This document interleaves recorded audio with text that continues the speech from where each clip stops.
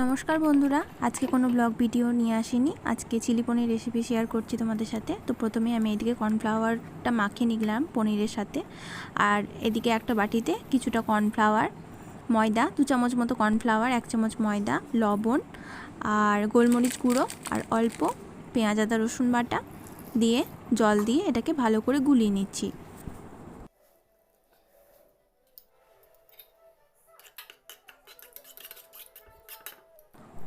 আমার জল দিয়ে ভালো করে গোলানো হয়ে গিয়েছে। তো এবার ওর মধ্যে পনিরগুলো দিয়ে দিচ্ছি, দিয়ে কিছুক্ষণের জন্য রেস্টে রেখে দিয়েছিলাম।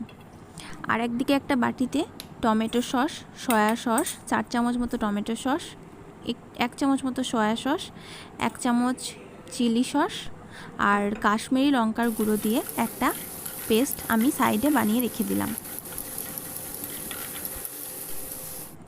এবার এদিকে একটা কড়াইয়ে কিছুটা পরিমাণ সাদা তেল গরম করে ম্যারিনেটেড পনিরগুলো এবার আমি একটা একটা করে ভেজে নিচ্ছি। এখানে পনিরটা ছানা কিনে নিয়ে আসা হয়েছিল, তো ওর জন্য ছানাটা ভালো ছিল না, তাই পনিরগুলো এরকম হয়ে গিয়েছে।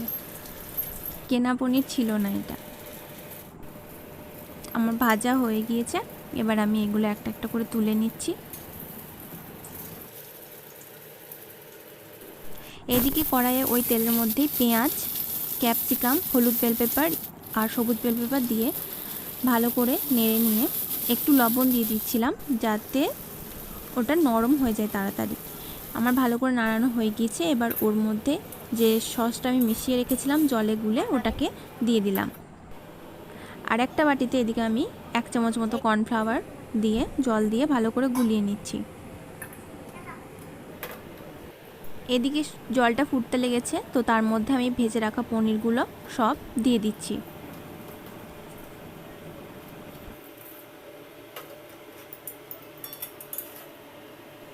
পনিরগুলো দিয়ে ভালো করে মিশিয়ে নিচ্ছি আমি ওটার সাথে। পনিরগুলো দিয়ে আমি ভালো করে মিশিয়ে নেওয়ার পর যে কর্নফ্লাওয়ারটা গুলে রেখেছিলাম ওই কর্নফ্লাওয়ারটা দিয়ে দিলাম।